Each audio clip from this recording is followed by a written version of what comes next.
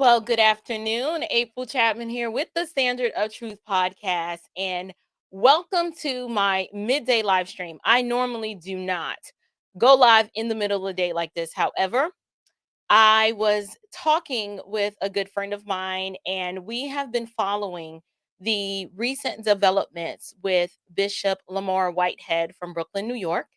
And some very, very interesting things have developed. And in the course of that conversation, I was speaking with actually my personal attorney who said, you know what, April, I know you do Christian content and you deal with things within the culture and things within society at large. However, I think it would be useful for your audience to have a legal perspective of this entire situation. One, because people in church are not exempt from being victims of fraud. And there's so many different moving parts to this story. So I said, you know what? I've got some time today. If you are free, let's go ahead and get into this. So let's get a couple of housekeeping things out of the way first. If you're in this live stream and you enjoy this content, it would be useful and helpful for me if you would like this video and share it, right? Pay your dues on the way in. In addition to that, I do have a special guest today, and I am going to bring him on. I am going to be sitting down and speaking with attorney Brian Ponder of Ponder Trial Lawyers. He is a New York based attorney, and he is very, very well versed in a myriad of legal situations. And I tend to um, rely on his expertise often. So, Brian is here in the green room. I'm going to bring him on. Hello. Hi, How, April. how are you? Doing great. Great to see you. How are you?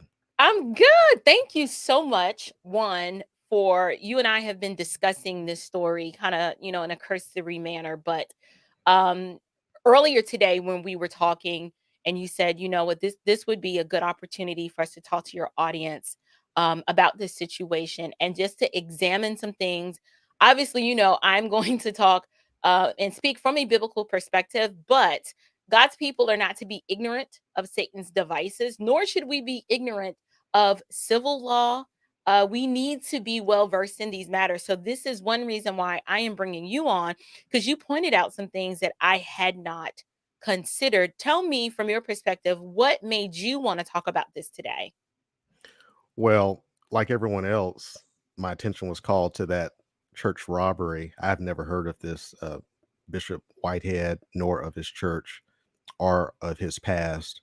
So, what brought my attention to it was, in fact, the news on social media and eventually the mainstream news.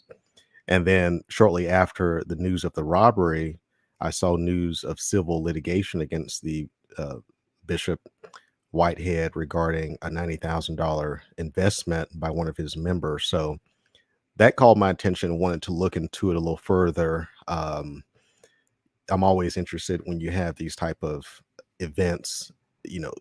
Who's responsible, who's involved. So I was just putting together the pieces and actually came across the civil litigation side of this. Right. And so when you brought that out to me, I was like, well, wait a minute, because a couple of days ago, I did cover this from a different perspective. I was more concerned about there was a very public display and disagreement with um, pseudo Christian blogger Larry Reed and another Mhm. young woman who was basically making fun and kind of making light of what happened allegedly at this pastor's church. And then that pastor who we're discussing today, Bishop Whitehead, came on to address their remarks. And then it was pandemonium from there. So I discussed the issue just from a Christian conduct perspective because, as you know, I am very critical, very, very critical of people who claim the name of Christ and who profess to be Christian. However, when you examine their behavior and how they are conducting themselves in the public square for all the world to see, it's quite unsettling when you see so-called Christians acting this way. So I pretty much just addressed it from that perspective. Because I had reason to believe that I was like, these none of these people sound like Christians. And a lot of times churchians was what I call the cultural, Christian in name only. They tend to tell on themselves by how they conduct themselves publicly. So that was the perspective that I came from. And I had my own personal reservations, if you call them, about this whole church robbery situation because, as you know, in how we met, I come from an insurance background. And Sure. so typically when situations happen like this, where there's an alleged robbery, the first question in my mind, I'm like, okay, well, is this jury insured? And I'm like, well, if that's the case from an insurance perspective, SIU is going to be all on this.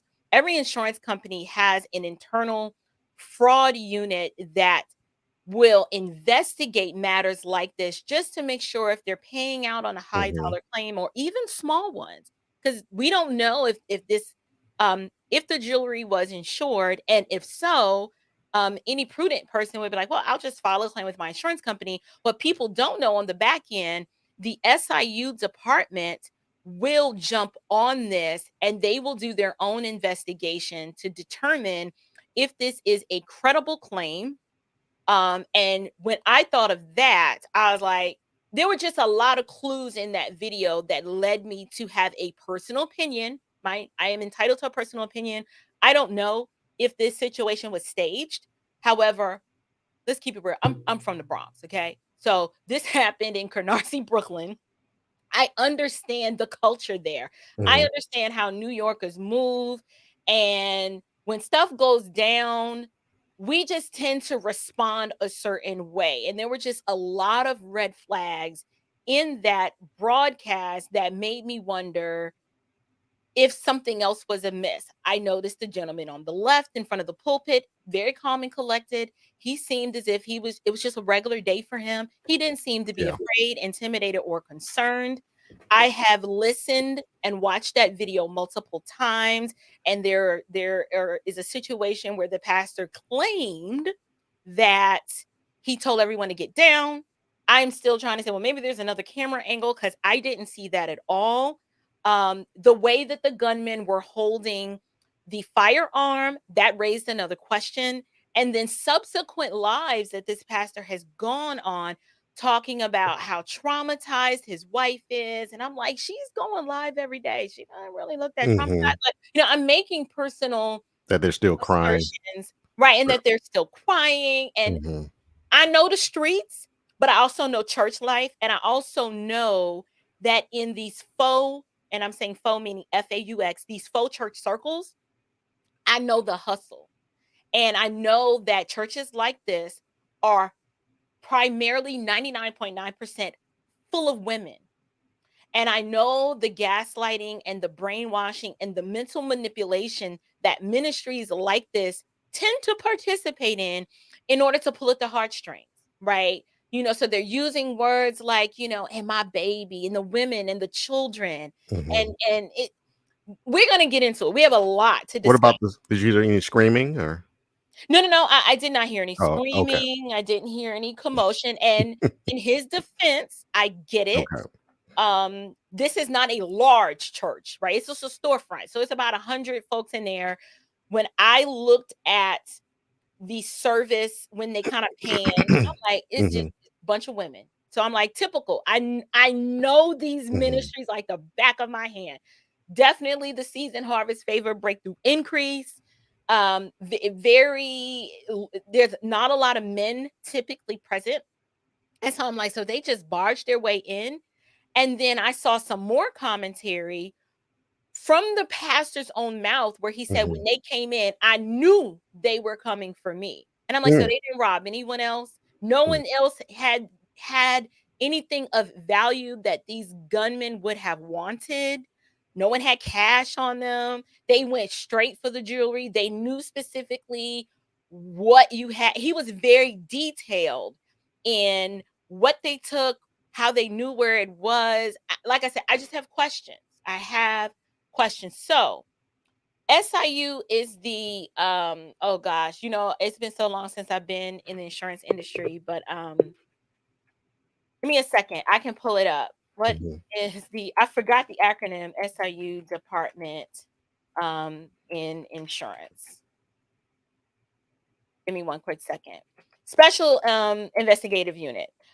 We always called it that, but every insurance department has one of these. And when a file like this comes across their desk, they're going to do all their due diligence. They're going to be watching all of that footage. They're going to be watching all of his previous live streams. They're really going to be watching the way that this speaker moves and shakes within the city. And actually, I'm gonna let you talk for a little bit.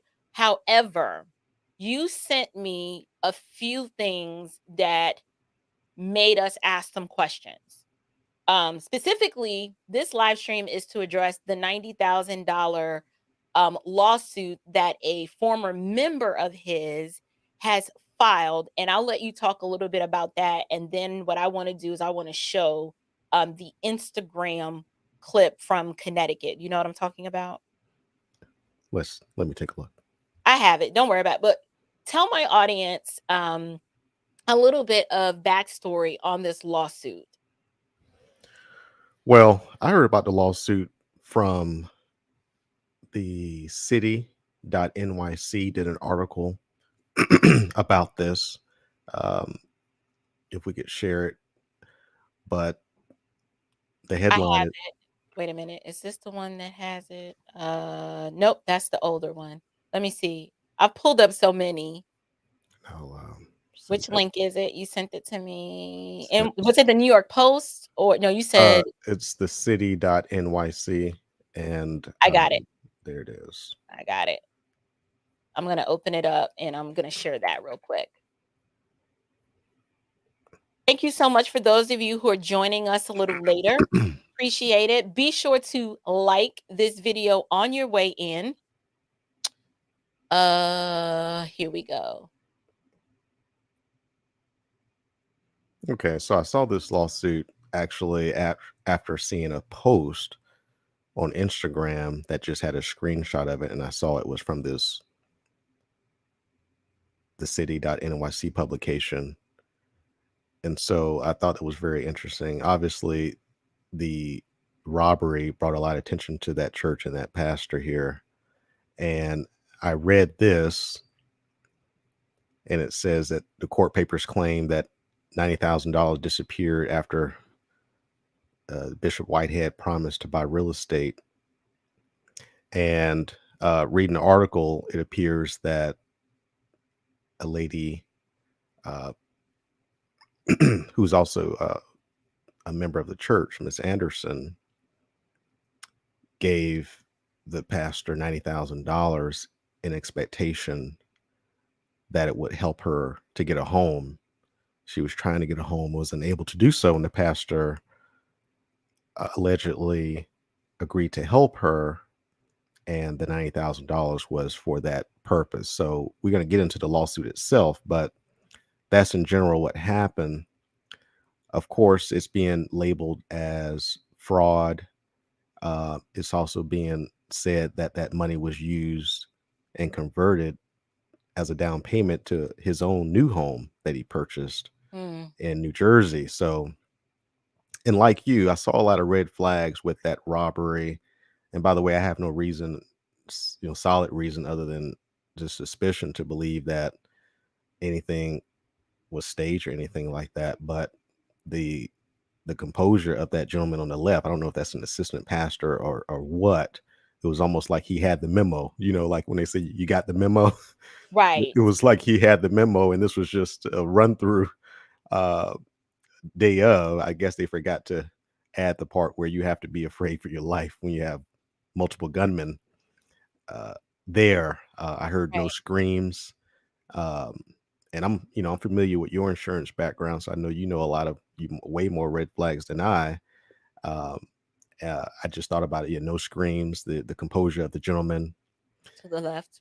to the left, and still not sure who that is, but he certainly was very comfortable. And even as it was going through, the robber looked at him and just sort of acknowledged him, like, okay, well, all right, I'll be out of here shortly, as you know. So, Right, right. It was just a lot of bad acting. And like I mhm, said, as a Christian, I cannot discern the hearts. However, I mhm, am called to be discerning to test all things. Like, Christians are not mindless idiots where we have faith, but our faith is not a mindless faith, and the object of our faith is God, right? Who is knowable, who has revealed himself in scripture. So when I examine situations like this, I can look at this from a biblical perspective and say, well, I can't say 100%, but here is what I see. And then I can use information from my own professional background. Like I said, I spent 11 years in the insurance industry. And when I would have claims come across my case that didn't seem to just make sense, I knew we're sending this to SIU. And I have never had a situation, a claim, whether it was a property casualty on the auto side, where I sent it to SIU and they didn't come back and say, yep, you know what, you were right, good work. People like that saves the insurance company money. And I just attribute it to the fact that I'm like, hey, I'm from the streets. I kind of know how these things work. And even though I am very, very, I don't want to say naive, I'm an empath. I tend to think the best of people. I can spot narcissistic personalities, because I've had my own experience with, narcissistic personalities. And so I'm not making a medical diagnosis by any stretch of the imagination, but anyone can look at the way this pastor moves, the way he moves, the flashiness of it, the attention. He's had several live streams, and all he continues to do is talk about himself and how he's viral and how it's a look at me. It's a lot of looking at me, that's actually happening. Hold on, I'm sorry, I just got a note. Okay, got you. Do we need to share this? Well, not yet. Got you. That's for later. No worries. Okay, so with that said, the whole situation was suspect because if you watch the video, it was highly orchestrated in the sense that the very opening sentence that the pastor made right before the guys came in grammatically did not make any sense. Theologically, it didn't make any sense. He literally says something along the lines of, how many of you, um, he talks about your faith being tested, and then he says something along the lines of what you're about to go through. But that predicate part of that sentence didn't match the first part. And it looked as if that was a clue or a code word for the gunman to be like, action, y'all come in now and heist this jewelry. I don't know. These are just theories that I'm coming up with because it's a lot that doesn't make sense. So let's go ahead and get into the lawsuit with the parishioner. Here's a quick recap backstory. As a woman who goes to his church, she doesn't have favorable credit. She has an adverse credit history and she wants to buy a house. Somehow a conversation takes place. He agrees to help her get a home. And in turn, her entire life savings, which was $90,000 in her retirement account, from one of the parishioners, she actually gives it to him in a cashier's check in November of 2020. The agreement was that she was going to rely on him to give her $100 monthly allowance to pay for her living expenses. And this is according to the lawsuit.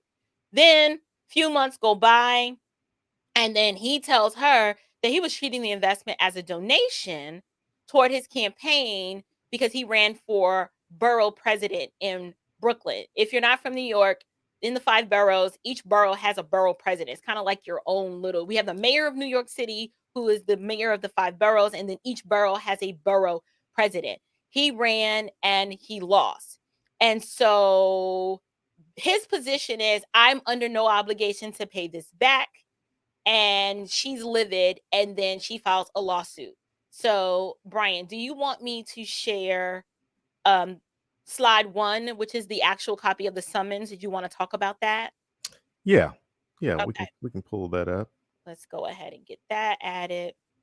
Actually, yeah. So that's so this is the summons. This is the document that commands the defendants, which would be the Bishop Lamar Whitehead and his company, Lamar Whitehead Inc., to respond. So you can go to the second one, which Okay. is the actual lawsuit itself. And um, okay, Guys, this can you see this or does it need to be zoomed in a little zoom bit in, more? zoom in, Okay, let me and see.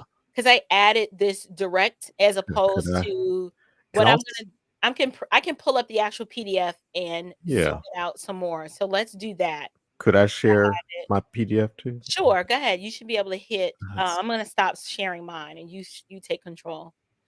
Thank you guys so much for your patience. These technology issues, it's not a big deal, but I understand that you'd like to see this. And what we're trying to do is educate God's people, one, how to do your due diligence and examine legal documents. Even as a Christian, you can do this. And ultimately, Mr. Ponder's goal is to help Christians protect themselves from being deceived like this and taken advantage of. Would you agree that was one purpose that you came on here for? absolutely. I mean, whether you're the accused or the accuser, this is a very important discussion to learn how to assert your rights, protect your rights. If you're investing, whether it's with someone at the church, I mean, it doesn't matter. You really have to uh, legally protect yourself so that you're not in position of trying to sue to get your money back and all of this.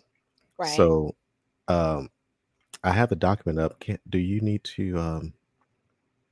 Mm, You may. It's a different window, I or got you can you. pull it up. I'm gonna pull it up real quick because Okay. I have it. Okay. You said number two or number one? Document two. Got you. Gonna move that over here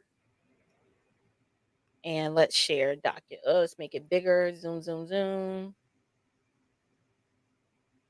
Share this one. Okay, guys, let me know if you can see this okay. Can everybody see that well? Oh yeah, that's very good. Okay, good deal. Um, would you be able to add us on there small on the side? Sure. There we go. There we Okay. go. We want to be able to see your pretty face, April. Oh, stop. Looking all breezy. No, but this is the actual lawsuit. Pauline Anderson is the church member that April was saying filed this lawsuit. Lamar Whitehead is, as everyone knows, the bishop, the pastor.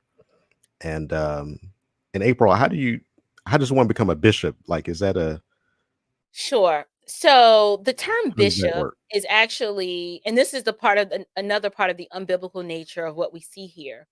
The term bishop biblically is no different than pastor or elder. Those three terms are used Okay. interchangeably. But in his situation, he refers to himself as a bishop, which in an ecclesiastical structure, he's asserting that I'm more important than just a regular pastor or an elder. Mhm. Like he refers to himself as chief apostle, bishop. Those are the titles he has Okay. assigned to himself. It is absolutely meaningless biblically. However, in these circles, it is a title of honor. It's a pompous, I'm more important. I'm not just a regular pastor. I'm elevated Sure. to the level of bishop. We're Protestants. We're not Catholic. So a bishop is a pastor, is an elder. You just regular. But to them, it signifies a higher place of honor. But biblically, it's meaningless. Okay. I just want to be respectful of this title, and I really didn't understand how people got that title. I know in churches sometimes become a deacon, someone has to approve that designation. So Right. I didn't know if someone had to approve him to become a bishop, but if Well, that's what he calls himself, right. fine. He calls himself that, but biblically, you still have to meet the qualifications of pastor, builder, elder. And we'll see later when we look at him in general, and don't get me wrong, I am not such were some of you, meaning the scriptures say that before Christ, before you're born again, we all have a past. So what I Mhm, don't want people to think is that we're digging up stuff from this man's past and mhm. then trying to build a case to say he's unqualified. No, we can biblically show and demonstrate that even without the 2006 fraud charge, He is biblically unqualified to be a pastor, and I'll talk about and show you that biblically later. But go ahead. Sorry about that. Okay, great. So so the plaintiff, who is the person doing the suing, is Pauline Anderson, who, as we'll read, is a member of Bishop Whitehead's church, and the defendants include Bishop Whitehead himself personally and Lamar Whitehead Inc., which is his business. Now, I'll, what this is going to be sort of educational. We'll try to make it a little fun, but the the interesting part is, as April described earlier, the bishop allegedly said that that money was not going to be returned and treated as a donation. What's significant about that is this money was written out to his for-profit business, not his campaign, not a nonprofit entity. So I found that to be very interesting. Right. And then what's very interesting is this lady, unfortunately, there's no agreement. So that's the first lesson. Always have an agreement before you exchange money with anyone, any large sum of money. Now, I'm not talking about 20 or $50 that Right. you're prepared to lose, but any money that you're not prepared to lose, if you're investing, whether it be with a pastor, someone who comes into the church, or some other member, you're going to need something in writing. This lady had nothing in writing when she tendered or gave this money over to the bishop, allegedly. Right. However, she did have what they call receipts, right? She kept her Right. text. She did. So keep in mind, God's people, we can contracts are good. Mhm. Contracts are biblical. Like, we serve a covenant God. So a covenant is a contract. Christians should never be opposed to contracts. Right, right. So, it's not about trust. It's not about religion, in my opinion, but the law respects contracts when you're dealing with uh, money Right. over a certain amount, and oral agreements, text, and things like that. It gets very tricky to lock someone down to that. And all of this needs to happen before any money is exchanged. So that's what I found to be interesting. So, right now, what you're looking at is leading up to the facts of the lawsuit. And I want to get into the facts of the lawsuit, April, and it describes. So, and by the way, this is what's called the complaint. So, this is the plaintiff, Miss Anderson's attorney's version of the facts. Right. So, we'll talk about in a minute that this was not answered and this is all assumed to be true at this point. But right now, these are just allegations from Miss Anderson's side of the story. We don't know the bishop's side. Right. I've reached out to the bishop, have not heard back. I've also reached out to the attorney who filed this lawsuit, and he says They're not giving comment that right no comment at this time. So we've tried to reach out to both sides. So all we have to go by is what's alleged here, which is Miss Anderson's version of the facts. So here it says Miss Anderson began attending the church, which is Leaders Tomorrow International now. Churches. So does he have more than one church? Or but It's possible. okay, He might okay. have a chain. It might be a conglomerate of other ministries. Who hmm knows? But that's the name of the church. That's what they call it, the churches. She began attending January 2020, and paragraph 9 says that at the time the bishop was an aspiring candidate for political office. He ran in 2021 to become the president of Brooklyn, the borough. So Mhm. that's that. And then, all right, so she started in January 2020, and then in April 2020, Bishop Whitehead was personally introduced by phone to Miss Anderson by her son, Right. Rashid Anderson. Miss Anderson was recovering from a life-threatening surgery. That's the plaintiff, and Mr. Whitehead, Bishop Whitehead, offered to join her on the phone to pray for her health. And the bishop previously assisted Rashid in securing housing for him personally. So Rashid is the plaintiff's son, Right. okay, who I can't tell if he's a member or not. Let's see, but uh, Rashid was helped by the bishop get housing in the past, allegedly. See, then paragraph 12 says, accordingly, due to his position of trust within the church, Rashid arranged another call with the bishop and Miss Anderson, the plaintiff, on July 15, 2020, because she was seeking to purchase a home herself. And then on the call, Bishop Whitehead represented as a party who could assist Miss Anderson, represented himself as a party who can assist in doing so by offering advice on how to improve her credit and assisting in locating suitable properties. Now, some background information. Apparently, the bishop is a real estate investor. Mhm. I was listening to him today on his broadcast and also reading up about him and looking at his social media. He invests in real estate, and he claims to not take a salary from the church. Presumably, a lot of his income perhaps comes from his real estate investment. So I can understand how the bishop may hold himself out as being able to locate properties because he's in the real estate business. Right. So I can understand that. And perhaps being in real estate, you learn a lot about credit, how to improve your credit so that you can get a good mortgage. The next allegation is on or about July 22nd, 2020, Bishop Whitehead joined Miss Anderson and Rashid on a call with a representative of Transamerica, which is a lender in Mhm. which Miss Anderson I'm sorry, it's a lending That's who institution. handles her IRA account. That's who's handling her IRA. All right. Containing her life savings. Oh, Now, I'd like to point out, if you look at the timeline, she started attending in January right. of 2020, 7 months. and by now, it hasn't even been 6 whole months before she's trusted him enough to hand over this money, and I've seen this happen a lot in religious settings. These bishops, because they elevate themselves as being a level above the laity, and they often speak to the felt needs of people. Like I said, the prosperity gospel is huge. And because he's kind of flashy, it doesn't strike me as surprising that because he has money, the people in his congregation covet that same lifestyle. I'm telling you, I know this from firsthand experience. This is why I was at New Birth. Bishop Long had money. I was about that life. I want some money too. So I should be sitting under the person who can teach me how to get it. And here we have, she starts in January and now in July. Well, the conversation started before then.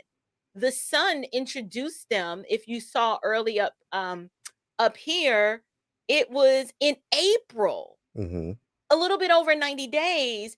Now she's introduced to him by her son, and it to me, this is reeking of wisdom. Wisdom here would say, I don't even know you like that. I can't give you, I'm not doing any call with you and the people who manage my retirement fund to see how I can get you this money. Like that should not be a conversation that we should be having. But continue. I'm sorry. Right. And, what I noticed as well, someone mentioned why they keep mentioning the son so much. Well, the son allegedly here is playing a vital role in connecting these two people. So I think it's important to mention the son because otherwise the link is missing and connecting the two, even though she joined the church. The allegations don't talk about yet whether Rashid is a member. So that's interesting there. I don't understand Rashid's relationship with the bishop and the church at this point of these allegations. Right. Was I was also. Well, I was Mhm. gonna say, I can assert, based on his prominence in the community, people know him in the hood, and Sure. they know him for real estate, having money. He could very well have helped Rashid, dude on the block, and Hmm. Rashid is like, "Mom, I know this pastor. Let me introduce you to him because he can probably help. He helped me, so why not? He can help you too." This guy is also known for some philanthropic activities, meaning he's giving money and helping the poor. So he has positioned himself in the community as someone that can be trusted in this area, if that makes sense. Right, right. So that I can completely see that happening. And then on this call here, it's Miss Anderson, Rashid, the bishop, and the representative at Transamerica, where her IRA and life savings. I mean, look, anyone who's thinking about moving, liquidating, or doing anything to the life savings on a phone call, I mean, you need someone on that call with you. It doesn't say here, like, again, we don't know if Miss Anderson talked to someone else, conferred with someone else. But on this call, they're saying that He directed her and the Trans-American rep in moving 100 from the IRA into her personal checking. So that's where the 10,000 deficit is. When you pull money from an IRA, depending if it's a Roth, Mhm, um, or you've got that tax, they're gonna take mhm. that. And is it safe to say, we don't know this with 100% certainty, that that's why it was only 90 left? It's possible, Well, I wondered about that too. I know that there could be penalties. There's certainly a right? taxable event possibly. And so Mhm. before any of you do this, speak to a lawyer, a tax professional, a CPA, because when you move these funds that are in retirement accounts, it could be a taxable event, could be a penalty, it Right. could be significant. So, yeah, I didn't understand how it went from, whether she will read on, but how that 100,000 end up being $90,000 paid over to the bishop. Maybe she used 10,000 for something else. I don't know We don't know. from Right. reading it so far. Uh, but the next allegation is Bishop Whitehead did this for the purpose of perpetuating the fraud and conversion. And so again, this is an allegation definitely drafted by Miss Anderson's lawyer. This is just it's sort of speculative. We don't have any indication yet that there's any fraud. Fraud, by the way, is a legal civil matter. It's also can be criminal. So it's a civil and a criminal thing. This is a civil lawsuit, but fraud is where you represent something that's false in order to get something from someone else. Right. So yet we have not yet seen any fraud alleged element by element yet. Conversion is another civil and a criminal issue. And basically, when you see the word conversion, think of it as theft uh, in a civil sense. Mm, So, criminally, you'll see the word theft, but on the civil side, civil means you're not going to jail. It's really about money. This lawsuit is about money. So, right. conversion is civil theft. And usually, you see conversion when people get the money by means other than taking it wrongfully. They may have taken it in a way that's okay, but then converted it to an improper use. So, for Mm, example, if she gave this money to use towards a house, but it was not used towards a house, but Bishop represented that it was going to be used towards a house, then that would be conversion because that money was converted to another use without her permission. So that's what that means. And again, this allegation is just sort of trying to paint the picture before it's actually painted of what this step is actually doing. good, good. Okay. Okay. So next, it says on July 27, 2020, Miss Anderson was introduced by Bishop Whitehead in a telephone call to someone called Mark Kaplan, Mr. Kaplan, who's a mortgage loan officer at Crown Home Mortgage. On the call, Bishop Whitehead and Mr. Kaplan, Miss Anderson was told, based on her score, her credit score, it would be difficult for her to get a house. So basically, you can't get a house with this score. Right. But it's interesting, again, April, how that conversation. So why is this money moving Mm, before you even qualified? That money could have right. stayed sitting. But anyway, that money moved, and now we're Especially in 2020 when the market was so good. She right, should, yeah, I would have left. I'm like, "Yeah, well, we'll pull it out when we need it, but right now we're just in a discovery phase. Like, I just met you." right. So it's interesting how that money was moving before she was actually Right. qualified to get a home. So on October, here we are in October 14, 2020, Miss Anderson was introduced by Bishop Whitehead in a call to another person, Mr. Carson, the vice president of Federal Savings Bank. On a call, Bishop and Mr. Carson and Miss Anderson was told that because uh, Because she she co-signed one of her co-signed, children's loans. right, again, she wouldn't get financed, and so she basically another roadblock, financial uh, roadblock with respect to her getting a mortgage for a home. So next, the allegation is between October and November 2020, Bishop Whitehead called Miss Anderson and indicated that Mr. Kaplan, Mr. Carson advised that she would have difficulty getting financing. He wanted to present an alternative method to secure housing for her. And then next, they alleged that Bishop proposed that Miss Anderson invest her money into his company, which is the defendant, Lamar Okay. Whitehead Inc. and Mm. offered to use the money to purchase a home for her to make any needed repairs to the property so that it would be habitable for Miss Anderson and then return any unused portion of the investment, which is interesting. But How? uh 90 grand in New York? Them r- you r- can't that's not even a down payment up there. that makes no sense. Okay. Right. So just like April said, I mean, and again, we're still talking about the 100,000, Mhm. but invest the money with his company to purchase a home, make repairs, and give you back what's left. In what city? All I on mean, 90. in what city can You you can't do even do that? that in rural Alabama. Just stop. So that just doesn't make sense. And so here's where we need to make a hard stop, no matter where you are, a church or anywhere else. When someone's offering, that's a lot of promises. It And is. again, that's an allegation. And what's important here from a legal perspective is nothing is quoted. There's no evidence that he said that. It's just an allegation. The only thing in quotes is investment.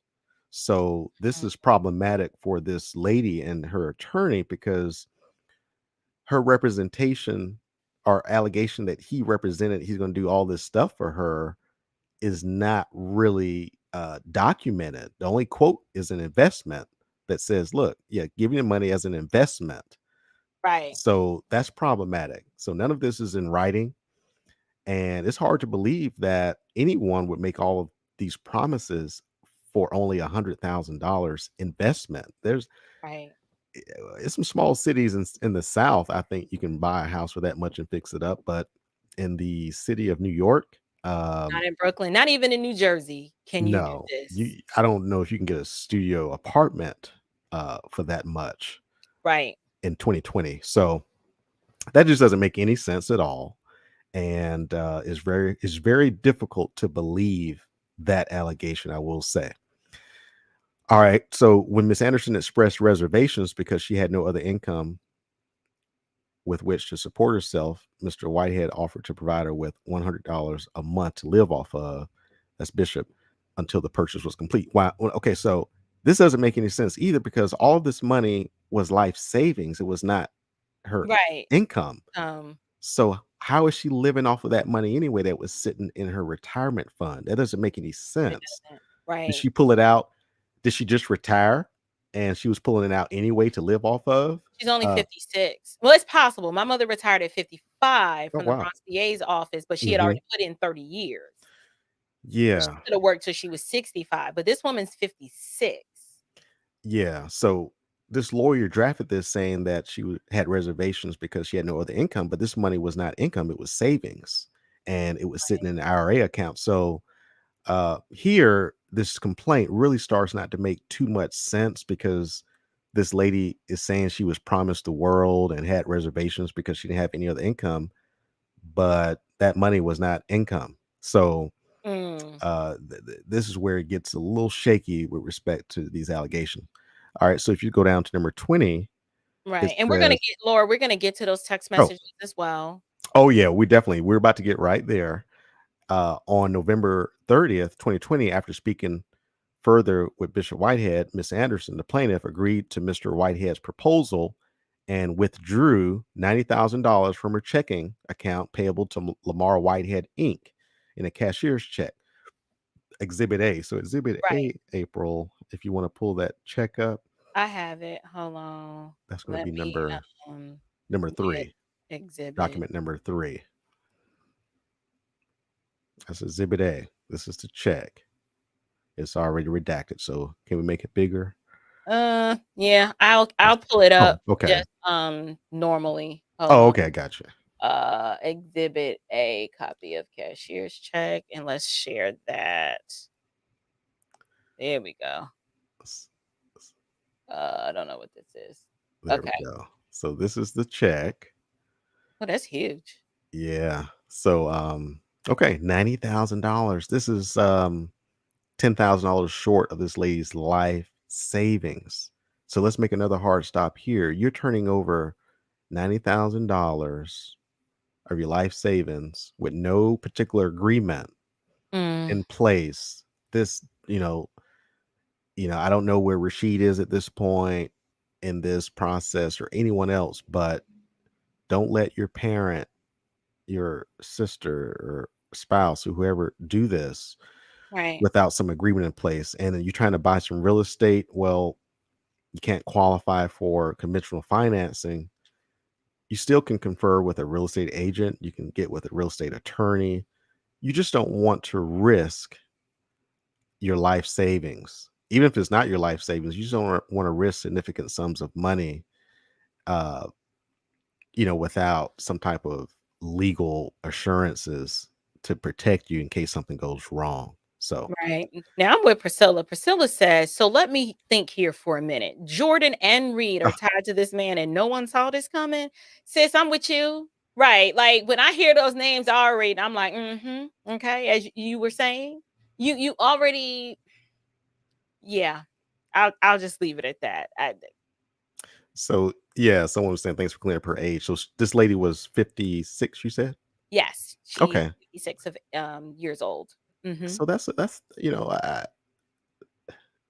young woman. That's not an elderly Right. I person. mean, my husband's 54, so Yeah, that's a young woman. She's not elderly, senile. This is a young person. In my, in my estimation, this is not a woman that is frail or unknowing of what's going on in the world. So right. I can only imagine her son must be, in her 30s or 40s. I don't know. So these are Probably both. late. He at minimum, if she's 56, he is early 30s Hmm. or late 20s. Okay. Yeah. So, okay. So, but nevertheless, young or old, you really should not be moving money of this magnitude off of a promise. It's a or promise at this point because I don't. Right. But church people, we do this all the time. I mean, I have my own story Hmm. of when I was a member of New Birth, Hmm. how during a service, in my feelings, when Bishop Long is like, hey, there's six people, there's somebody in here that has six Yeah. credit cards and we want to pay your debt off today. And my dumb butt is jumping down there. I just handed my cards over to some random elder. Oh wow. And 60 days later, I'm getting, back then they would, if you Oh were wow. late, the envelope color would turn pink and Mm. my credit was jacked up for 7 years just because you trust the word and you don't think you're like, they would never do that. He said he would do X. And so you just assume that it's going to go down that way. But as Yahweh Kai Most High says, to be Hmm. honest, the woman trusted this man because of his bishop status. Where does he get all of this bling? He's right. He has about 100 members. And even in today's press conference, he mentioned that the reason why he's advocating for houses of worship to be able to have firearms is because they can't afford security. So I'm like, wait Hmm. a minute, hold on. How come you can't afford security with $400,000 around your neck? There's just too many things that are just not adding up. So once again, I have questions. Well, I don't buy that. Can't afford security. The church is built on volunteers. Right. Surely there could be some volunteers, deacons, or whoever that can man the door, lock the door, see people in, see people out. Those people came up basically dressed as robbers, so They they did. don't look like they were dressed for church. But you know, sure. I do have a big problem with some of the gun laws in New York. New York is very behind with respect to respecting the United States Constitution, Constitution. allowing Yeah, bro. people to bear arms and protect themselves. Because in New York, basically, you have to be a police officer or a criminal to possess I'm guns. glad you said the criminal part. But if you're a law-abiding citizen, there's all kind of hoops you have to jump through and And even programs you got to take. right, and even when you jump through the hoops, they still say no. And this is Right. why I tell people who live in these liberal run cities that these people do not care about you. Because if they cared, there would be law and order in this city. Like New York City, as we know it now, is not the city I grew up in. When I grew up, now granted, we had Mayor Koch and Mayor Sure. Dinkins, but when Giuliani came in, he was the law and order mayor. The city was completely changed. Of Times Square and 42nd Street completely overhauled. Instead of hookers and crackheads, it was now the booming lifeblood of our city. And Hmm. people knew if you cut a fool on these streets, we will lock you up and you will go to jail. New York has not flourished since then because they've adopted this mindset of let's be light on crime. And now people are prisoners in their own city. Right, right. So, someone was saying that the Oh, bishop thank you. bought the block, That is true. He and owns that block, and the church they were in is temporary. And I get all of that. I get it.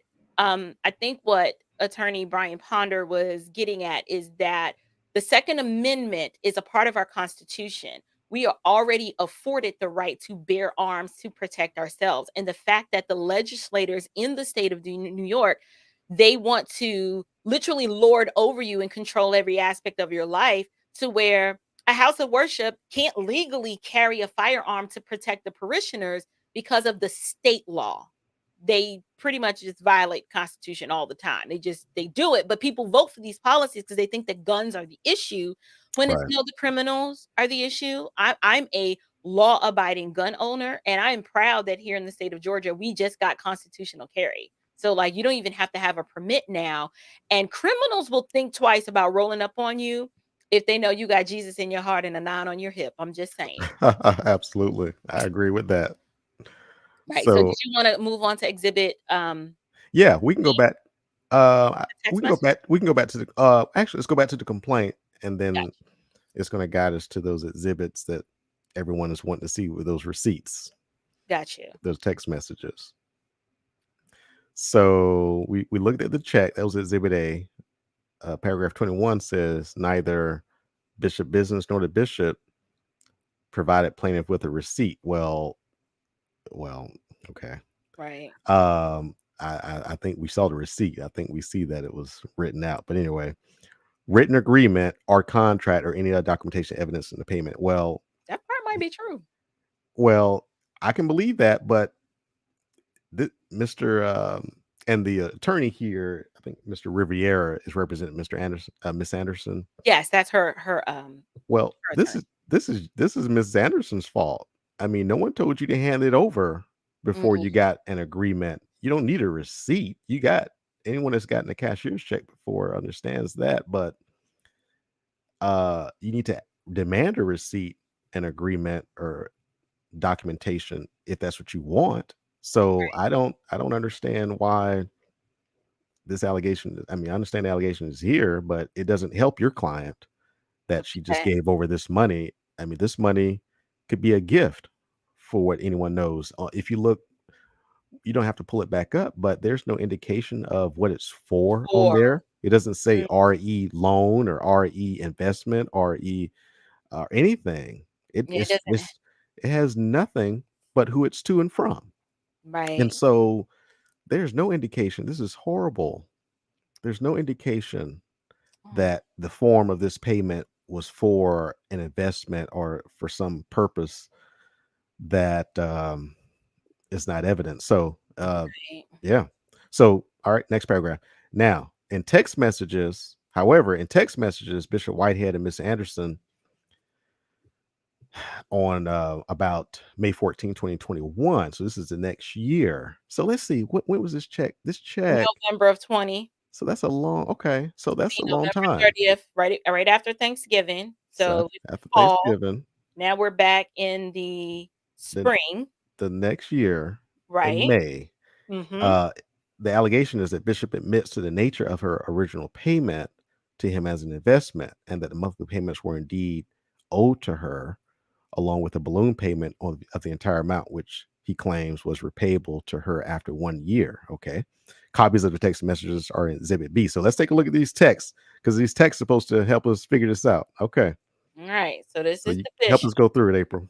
So, hi, Bishop, reaching out to you for the refund of this money. I am sure Rashid reached out to you already for this. One of the things I repeatedly asked for was a contract in writing, which I never received. However, long story short, I need a return of this money to go ahead with my business transaction. Where I am living is being sold and I need to go forward. Thank you for your time. Okay. So, here she's that's the thing, Saints. This is after the fact. After she has remitted the money, she's now like, I need my money back. And I asked you for a contract. Hmm. Sis, you're supposed to have contract first before there is consideration in exchange of money. Right. So then Bishop goes, "Good afternoon. Rashid told me you signed the documents already and I was sending him payments. The money is already being invested. Rashid has Hmm. been disrespectful. I'm very disappointed in him. I've helped him and his wife immensely and have helped them with a lot, including giving him money for mortgage payments, etc. And this well before any business transactions was done. The document that you were supposed to sign, you wouldn't have been able to remove the money for 1 year to protect us for things like this and still get our business done. I am a man of integrity and you will not lose. I just gave him 5,000 out of my money to give to you because he said you needed it. Hmm. However, I can't touch any more of my money because I'm campaigning right now. If you need me and you to do another contract, I'm open to it so that you will feel, he says feel, but he meant feel more secure. However, at this point, the investments have started. I just had everything on hold until end of June. You want to add some commentary to all of this? So here it appears to be the area where the lawyer and Miss Anderson are alleging that the agreement was supposed to be an investment and this year, but this is nothing. This does not establish any agreement. It references an potential agreement they were going to sign off on that no one signed off on. Right. It's not in this lawsuit. So I don't even know if there was such a piece of paper or agreement in the first place. So unlike what the lawyer is saying, these text messages do not create an agreement between Miss Anderson and the bishop.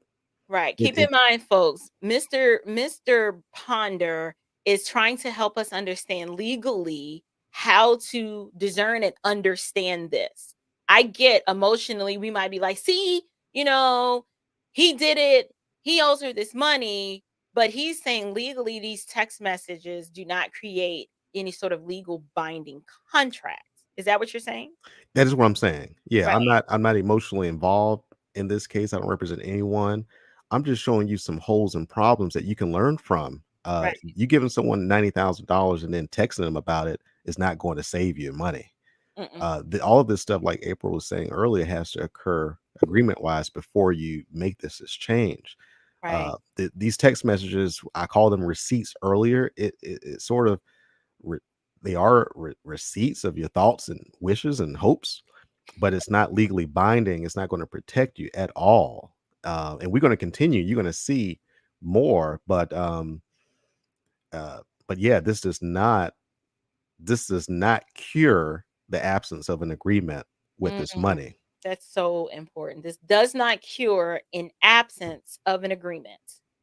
Cure, meaning remedy, fix, backtrack, make right. Right. The fact that there's no agreement. So, Bishop, that's unfortunate from that lengthy email. And I never in my life can't see it. Something thinking was reckless. Unfortunately, life has changed and I need to go forward. And I don't want to be back and forth, but that money I need it back. So we need to discuss when this will happen. Seriously and unfortunately. I Okay. understand. And I did not know the urgency. But I can't do nothing right now because the Hmm. money has already been invested. Boo your money Right. gone. And it's just really ironic to me that as soon as Rashid gets disrespectful, that now he's requesting the money back, and now all of these sense of urgencies have just been created.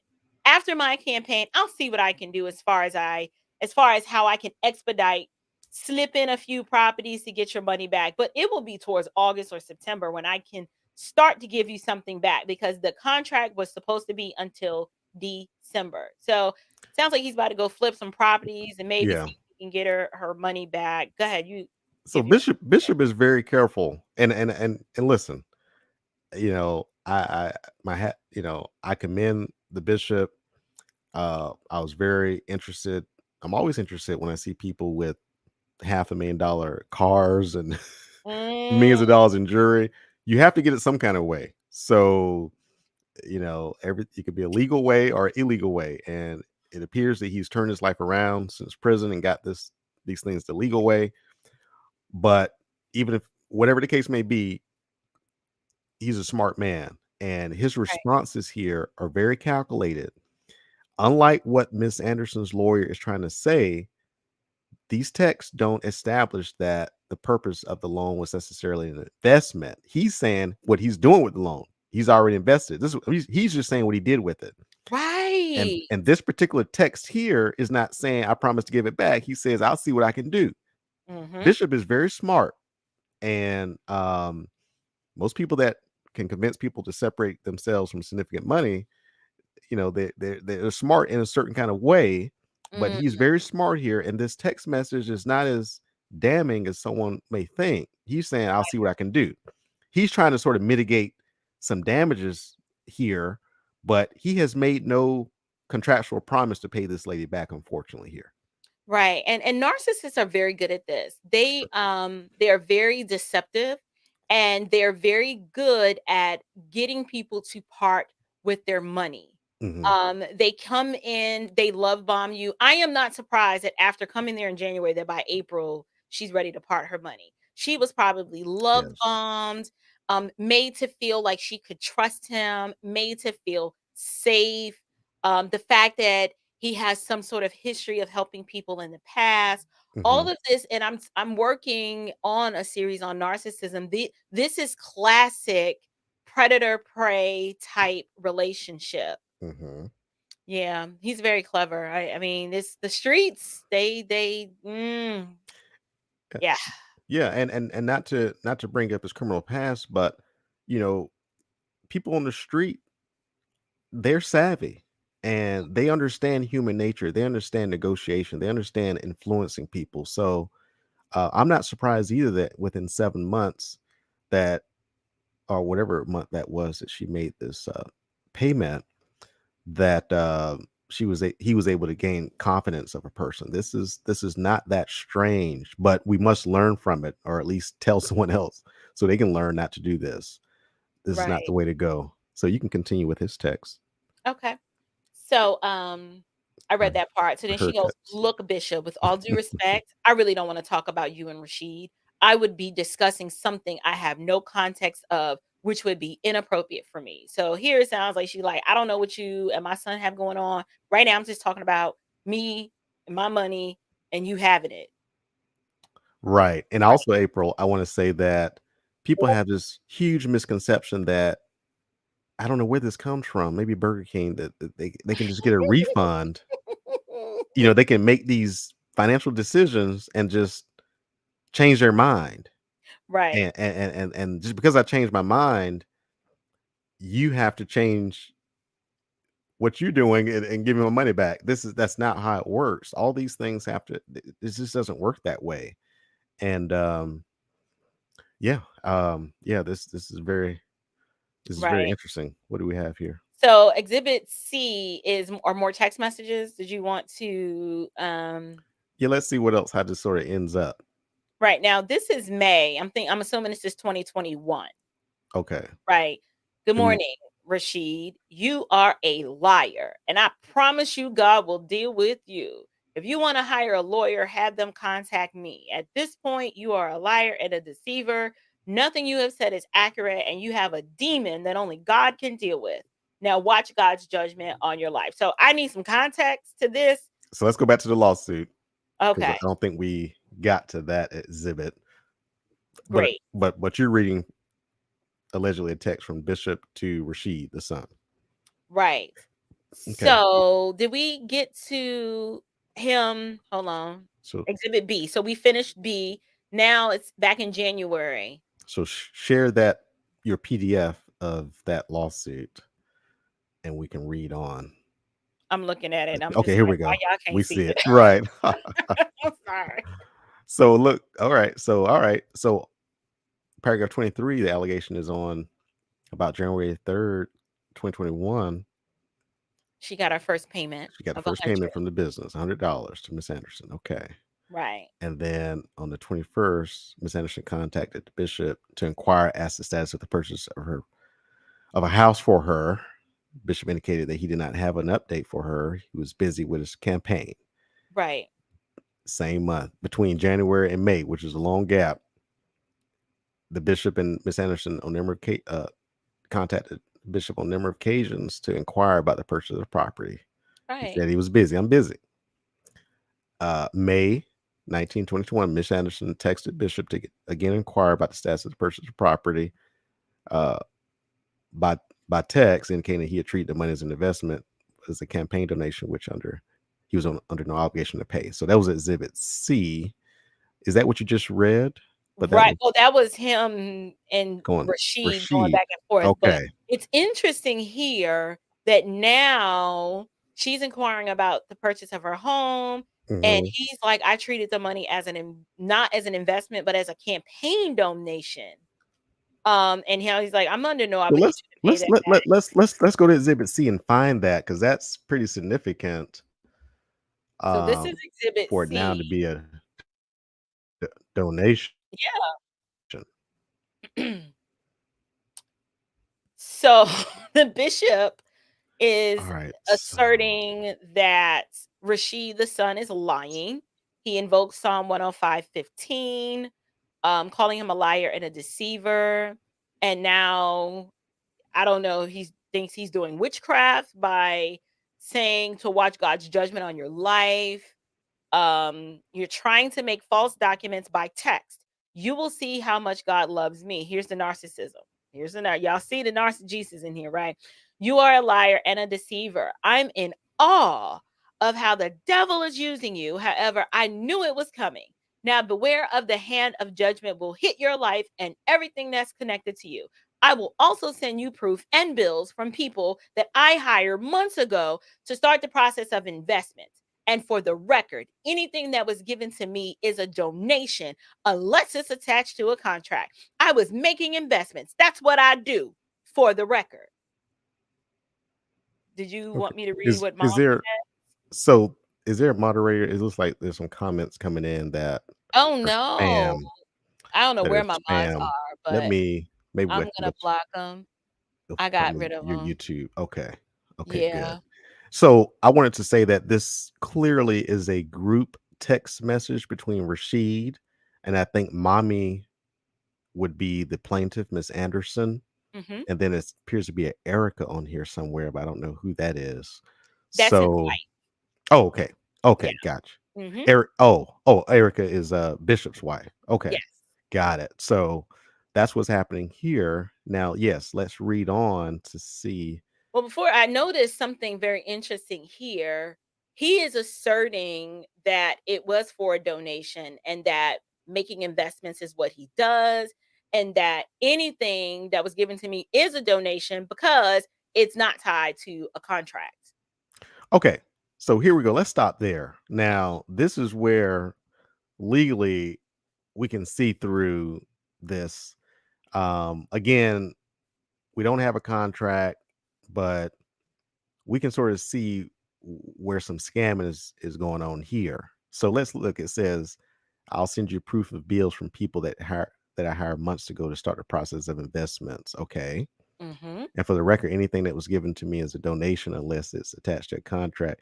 Now, that's sort of that. I'm sorry, that's sort of funny because You think that's true. so? That's true because if you just giving someone some money and it's not attached to a contract, that's exactly what you're doing. It's a donation. And so this is a little slick, and it's unfortunate that he's calling her out and calling out what really just happened. What just happened is I took. I'm not gonna say it. I'm saying not I, but this lady's money was taken Mm, with no papers attached to it. You donate your money, okay? This gentleman, Bishop, and again, not to bring up his past, he's paid his debt to society, but correct. he allegedly sat in prison for 5 years. I think he's read up on the law and understands the law a little bit at this point. After just like you go through anything, you go to college for 4 years. Right. But if you're sitting for 5 years, have nothing to do but to read and research, apparently he became a biblical scholar during that time and a legal scholar. Right. And, And and actually, I want to segue just to bring some context to that. Let me show, and let me be clear. As believers, I wholeheartedly agree with all certainty that when you are a new creature, old things are passed away, right? And then behold, all things become new. However, when we repent and turn, meaning when we repent of our sin, we place our faith in Christ, we stand before God justified and clothed in his righteousness, which means he doesn't see our sin and our past. It's humans. Like what I'm doing now, right? Now I'm not bringing this up to cast judgment, but I am doing is trying to demonstrate that this is who he once was, and I have very strong reason to believe that he is still this same person. So let me show you what I mean by that. Where is it? Oh, mink and fleece. High roller busted in $2 million ID theft. So mink and fleece. This is Bishop Whitehead, right? And I believe Fleece is his brother, but he's referred to here back in 2006 as a flashy con man who drove a stolen Land Rover, donned a decadent mink jacket, and then pulled off a brazen $2 million identity theft scam using the names of people in Brooklyn and Long Island. So this is when he was 27. So he's young, the block is hot. He's like, I'm making money, right? Now, according to the bishop, he claims that he was falsely imprisoned for this. Haven't done the research to know about that assertion being true, but he did serve time for it. And he's saying it was a setup and that they falsified evidence. Now, I'm not even trying to be funny. I am from the Bronx. My father served time in prison because when he was working in the Bronx DA's office, he was taking bribes. And I love my daddy, God rest his soul, but he got caught because he was running his mouth too much and he thought that he could get away with it. And he ran this same story talking about they set me up. Dude, they got you on camera, daddy. You like was on camera. It's you. To the day he died, he would still assert that he was set up and he was framed. That is the story that my Okay. father Okay. presented. You know what I'm saying? So this was the story. This is the past that I can see Brian saying he's very clever and he may have learned a lot in prison to where the text messages here that I'm going to show, he is clearly able to make his case that it's a donation because I don't have any documentation that you gave me this money for the purposes of doing what you're saying I did. Does that make sense? Right. And I hope everyone gets that. And and this is important. Bishop has certainly graduated from his past, but he's a mature, sophisticated businessman at this point. Right. And what I was trying to indicate to you all is that when you exchange money with people with no agreement, that's a donation. Now, from the lawsuit and other articles, it implied that it was a donation to his campaign. Now, clearly reading this, that's not what it says. Right. He said anything given to me unless it's attached to a contract is a donation. He's not talking about to his campaign. He's talking about in Just life in and just in general. general. And earlier I was indicating that his business is not a nonprofit, but you can donate to a profit entity. You can donate to anyone. You don't have to donate Mm, to a nonprofit. It's basically you just separate yourself from your money gratuitously for free. right.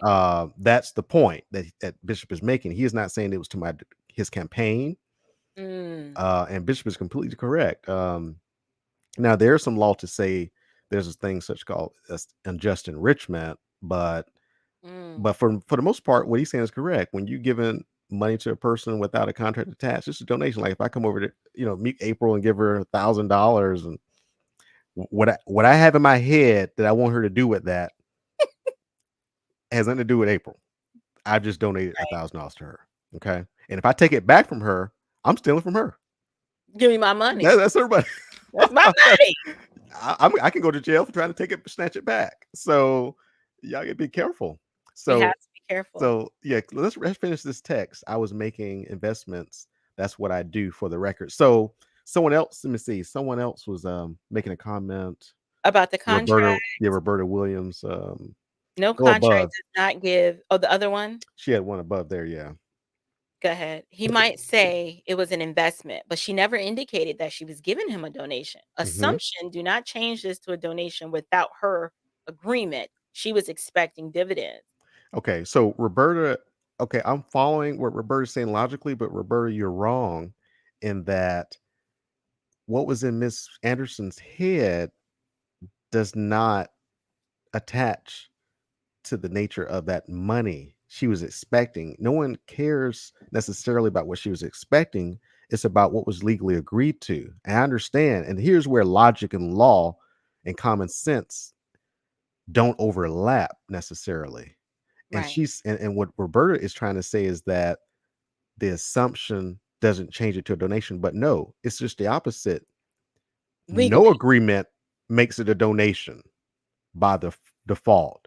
For it to be anything more, for it to be an investment, for it to be anything more, there has to be some agreement to that effect. But if I just, like I said, if I hand April $1,000, the assumption is I'm just giving it to her, Mm, and what we talk about after I give it to her, and honestly, what we talk about before I give it to her may not be too significant legally. And right. Adrian, that's correct. Written agreements are very essential. There's something called statute of frauds, which is a legal term that says you can't enforce certain agreements that are not written. And usually that involves real estate like this. Mm, Okay.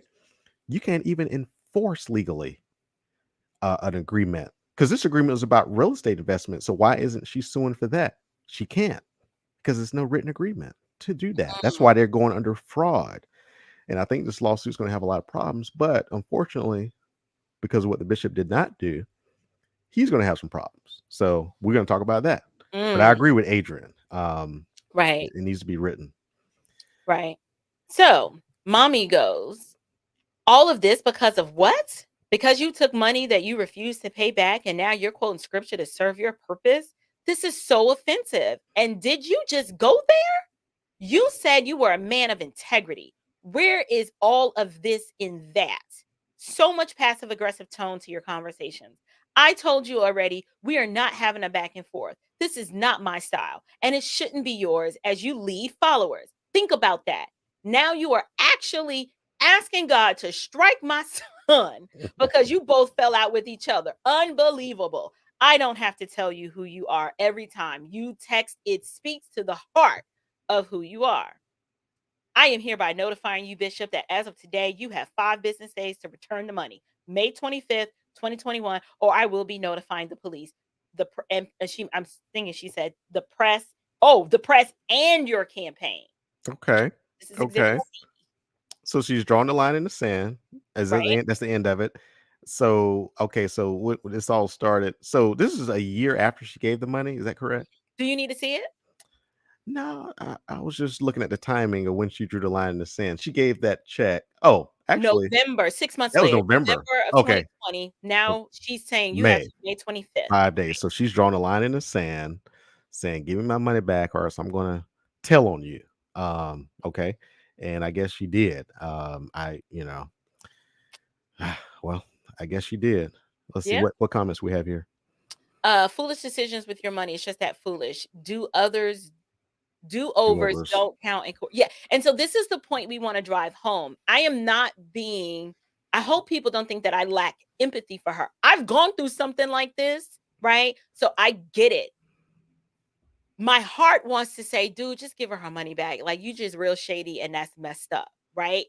But there are legal implications. And the title of this live was to discuss the legal implications of what's going on here and how God's people need to educate themselves and don't turn off your brain just because you're dealing with people within your faith community. The scriptures even regulate that we should have contracts and covenants with one another. Now, the scriptures also regulate that believers are not to sue each other. However, I would argue you would have to be a believer. You'd have to be a Christian because believe me, I have been in situations where people say, "Aha, she not gonna sue me because Christians don't sue each other." Well, I'd have to be convinced based on your fruit that you're actually a believer. And since I don't, I am well within my rights to sue you. As a believer, I can sue an unbeliever, but biblically, believers are not supposed to sue each other. So we've got all kinds of theological issues going on with this situation. But the overarching issue that I wanted to drive home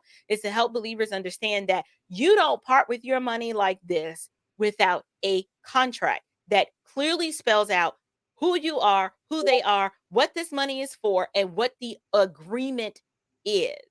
Do not blindly trust like this. Right? Brian, would you agree? I agree, and I empathize. And again, you may hear me in my commentary and think I'm being insensitive, but we're talking about legal implications here. Ethically, I feel sorry for the lady. I think that the bishop certainly, like we all do, have ethical obligations. Ethical obligations are not the same thing as legal. And Right, so those texts were trying to call on his ethical obligation to this lady. And the bishop converted from ethical to legal by calling it a donation and saying, look, right, I said I was going to invest it, and that's just as a courtesy. So it's just very unfortunate. The purpose of this live is to educate you. While you may be upset for this lady, educate mm, yourself and your family so that this doesn't happen to you and your loved ones.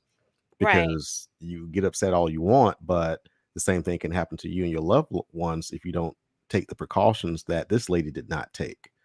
S- right. I wanted to talk about and get your opinion on. Some would argue this is clearly some form of spiritual abuse. A person in spiritual authority over another one abused their position of power to take advantage of another for selfish gain. Now, I have been saying from the beginning that the whole cipher, the Bernard Jordans, all of these prosperity pastors, and believe I'm a Christian, right? So I am. When people are like, oh, you're just talking against the church. No, I am speaking against the false church, churchianity, those in the visible church that fleece the flock of God for selfish gain. We are not the same. So I'm speaking about them, not those, not real genuine shepherds who protect the sheep, who understand that one of the qualifications of a pastor is you can't love money. People have to think and respect and speak well of you in the public square. You have to be of good reputation, of good report, as the King James Version says. So most of these dudes, they don't even fit the biblical qualifications for a pastor. I can prove to you he is unqualified to teach. He does not rightly handle the scriptures. He rips them out of context. I've reviewed a sermon of his. It was horrible. So now we have other theological issues like, well, dude, you who trained you? And I'm not saying he had to go to seminary to be seminary trained to preach the gospel of God. What I am saying is you need to be able to responsibly handle God's word in context. And that is something that he has not been able to demonstrate that he's able to do. He is the typical storefront preacher who he can talk a good game, but theologically, he's unqualified. Biblically, he's unqualified. Um, but I was talking about the spiritual abuse. I don't know the legality surrounding that. I don't know if you want to speak to it. Would you argue that maybe she might have a case in this aspect? Maybe? Yeah. So, yeah, I believe this is a form of spiritual church abuse. And, this is I think it's a coin term. I don't know if it's necessarily a legal term, but you have instances where you have people in authority taking advantage of people below them, the different abuses. We've seen it on the news with respect to, sexual Mm, cases and things like this. Is not the case here, but the right, same dynamic where you have a person in spiritual authority abusing members and worshipers mm, under them. And so I do think this is a case where that influence was vital in securing those funds from that lady. Had he not been in that position of authority, it may not have happened. Now, in the community, riding around a Rolls Royce, without a church, perhaps it would have happened and we wouldn't have heard about it. right. But in this case, it did happen in the church, and that was a member. So I think that it was a spiritual leadership role and a spiritual follower role. that Mm, contributed to it. So I would, in that coin term, just now hearing it, call it a type of a form of spiritual abuse. Just like if they lived in the same home, it would be considered domestic abuse. So here you have a spiritual place of worship, and you have some type of financial type of abuse happening. I have no problem labeling it as that, and right. it certainly appears to be that. And now I have other evidence to call it that too. Is that in that this the bishop and his company did not answer this lawsuit. They were served personally. The company was served through the Secretary of State, Department of State in New York, and the Department of State will mail a copy officially to the business. The bishop has not answered. And if you look Mm, at some articles, I think the bishop alludes to the fact that his lawyers are on it or something like that. No, they're not. they're He not. is not represented. So if we want to talk spiritually, which I'm not necessarily qualified to chime in on completely, but I think this lawsuit is taking its course in that he's about to lose. The bishop is about to lose. Now, if we go back to the Explain law, that. When you say he's about to lose, oh, why? if you don't answer, well, first of all, when you're served a lawsuit, that summons we looked at in the very beginning says you need to answer within 20 days. Mm, The bishop has not done that. We are over half a year out. He has not answered. The plaintiff, Miss Anderson, through her lawyer, has filed for a motion for default judgment. They are mm, seeking fraud. When you have fraud, you don't just get your money back, but you get punitive damages as well. The mm. purpose of punitive damages is to punish the person that wronged you. They're Right. asking for over $1 million. Okay. So now So, it's getting worse simply because he did not answer. right. So, this lawsuit, everything we just read is assumed to be true because he defaulted. He did not answer. And in New York, he actually he has to have an excuse of not answering, but he was served. He likely does not have a good enough excuse for the court to even let him in to defend himself. So he's Wow. going to lose this case, and the question is, how much is that lady going to get? She's certainly going to get her money back, but she's going to also get punitive damages, and that's however much the judge believes would punish this multimillionaire, allegedly bishop. Right. So he apparently has a lot of money, but he couldn't spend a few $1,000s to get a lawyer to defend himself. I think now it's sort of, you know, I know y'all don't speak about karma on here, but spiritually, No, that's Hindu. Right. Well, you reap but what you people think sow, of people, yeah. So you reap sowing what and you reaping. sow. He Right. he he certainly sowed perhaps some fraudulent seeds here, and he's about to reap it by ignoring this lawsuit like it's not happening. He knows better. He's wise enough to know how to finagle $90,000. He's wise enough to know that you don't answer a lawsuit, you're going to lose. But perhaps Right. his conscience is not allowing him to lie to a lawyer to try to deny all of these things. And so, In uh, today's press conference, though, one of the reporters asked about this and he mhm. refused to comment. He said it was a legal matter and he could not comment. And that's when his person, his representative wanted to kind of, they didn't want to answer those questions. He's certainly aware of this lawsuit, and I've looked up this lawsuit as of yesterday. He has not made an appearance. The back in February of this year, they filed for default. I'm surprised it's still not defaulted. As far as the judge, Probably because the courts is the locked courts are up busy. because of the pandemic. So this there's been a motion for default since February, Normally, and doesn't that happen within 30 days? no, they have to set a hearing, and the Right. court will set a hearing, but they're clearly backed up. But Mm, now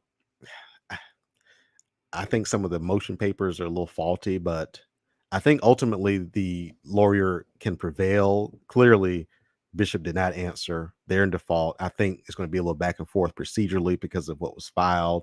They're going right. to have a hearing. They're going to have to prove their damages and the amount and things like that they're trying to get. So, but ultimately, the bishop is going to lose because I can't see what kind of excuse he would have in not answering. And then on top of that, you have to have a bona fide defense. Now, I know he has a defense Mhm. because this stuff is not in writing. However, fraud doesn't necessarily have to be in writing. So um, you don't have to have a contract. That's why I think that they sued for fraud and not breach of contract, because there's no contract. Contract. They also didn't sue for breach of specific performance because there's no agreement to say that he specifically was supposed to perform anything. So Right. I think fraud was the best route to go. But yeah, unfortunately, I think the bishop is going to, I don't know if it's unfortunate, but it looks like the bishop is going to lose this. And this lady, I think at the end of the day, this lady's going to get her money back. That's the good part that I will say.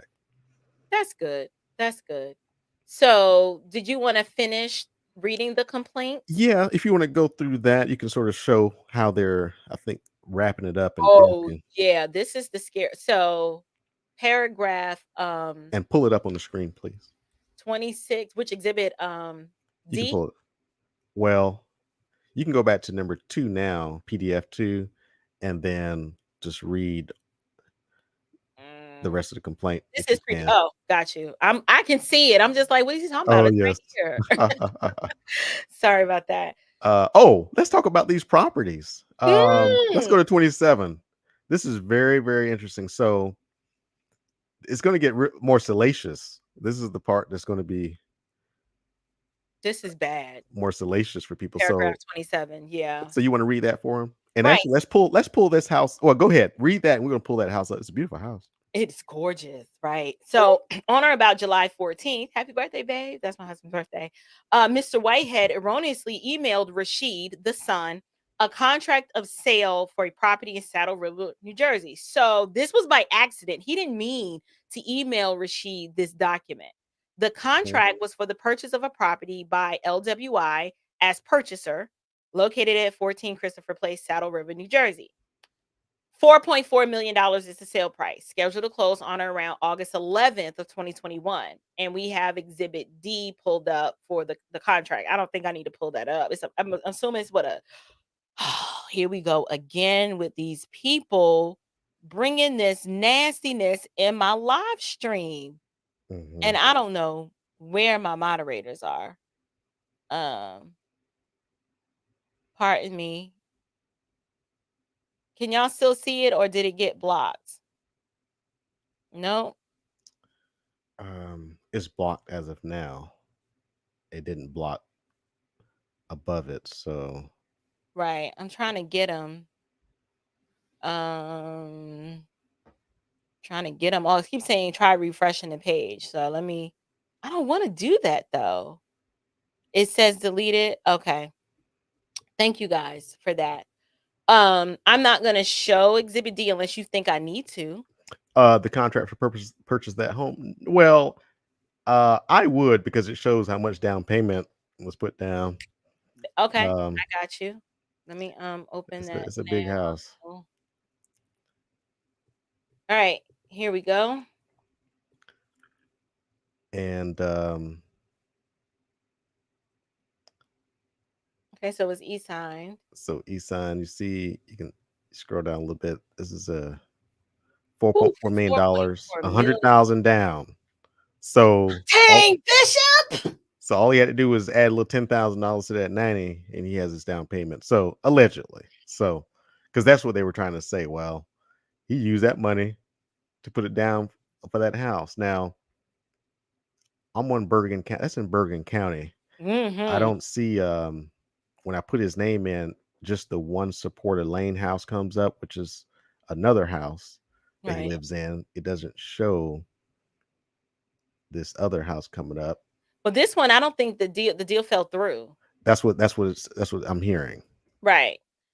But he mistakenly emailed the son this purchase and sale agreement, probably just rushing, he could have meant to send it to someone else, like we don't know. And Hmm. then and the sale price is 4.4 million, $100,000 is the down payment. And then the premises is large, palatial estate, in-ground pool, waterfall, outdoor fountains, hot tub, gym, wine cellar, other luxury amenities. It's in an upper class neighborhood at Saddle River, highest per capita income markets in the country. Hmm. And the photographs are Exhibit E. So let me get those. And I sent you a link. It's also on Zillow. Some nice because his exhibits are very small. So if you Right. So I got it. pull up Let on me pull Zillow, that up. Copy link. Uh, all right. Let me go back and share that screen. The Zillow. Where is it? There we go.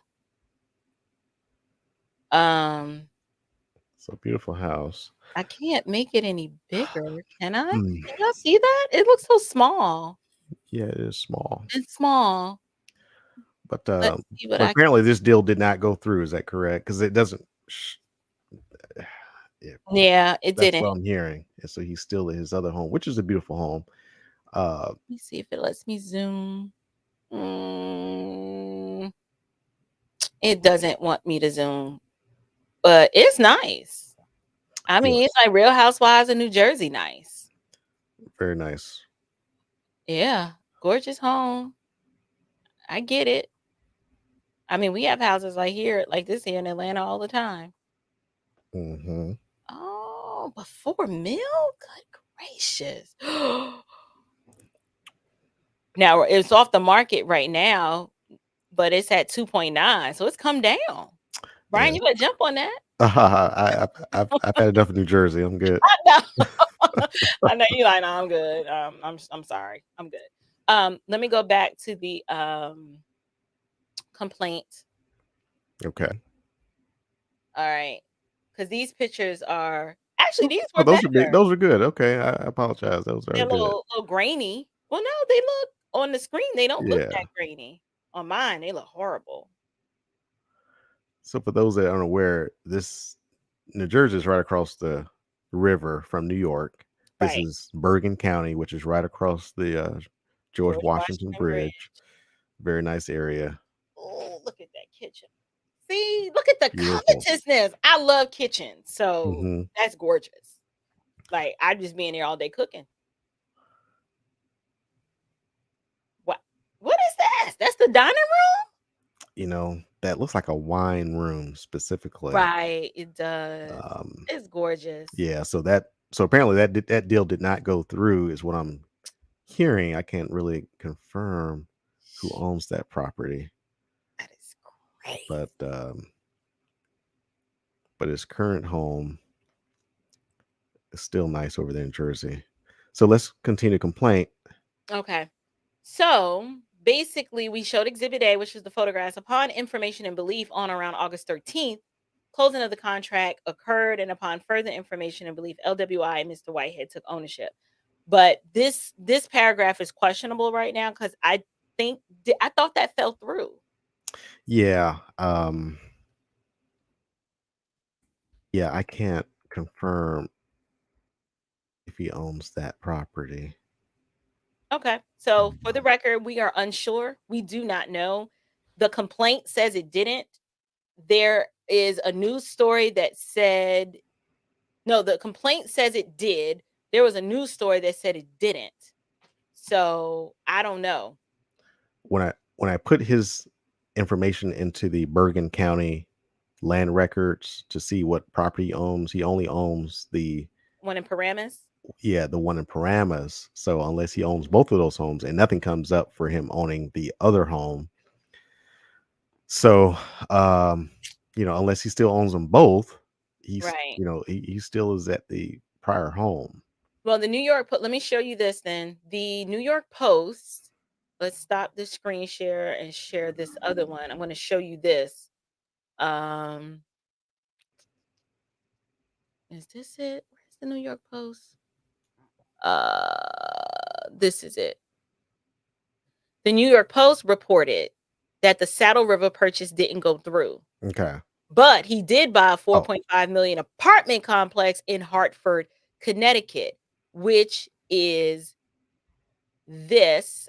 I can show you guys that. okay. In April, I just was able to pull up the property record for 14 Christopher Place. Yeah, he does not own it, and didn't go through. It's still owned by um Someone else? Lourdes. Yeah, Okay. Can you another see this couple. Instagram? I'm just Mhm. gonna play it really quickly. Okay. I don't go back to the beginning.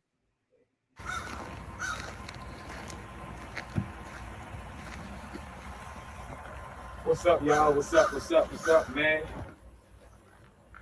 We here at the Whitehead Estates, man. This is what we doing, y'all. Look, fixing it, everything up. It snowed, man, so we trying to make sure that the ice and everything is taken care of. But look, I just want to say this to y'all: God is amazing, God is good, and I need y'all to understand that real estate is the best way, right? I'm gonna be teaching real estate classes. I'm gonna be sending all the information out. Y'all follow me. The bishop for half a block. Look, y'all walk down. We gonna walk a little bit. We're gonna walk a little bit.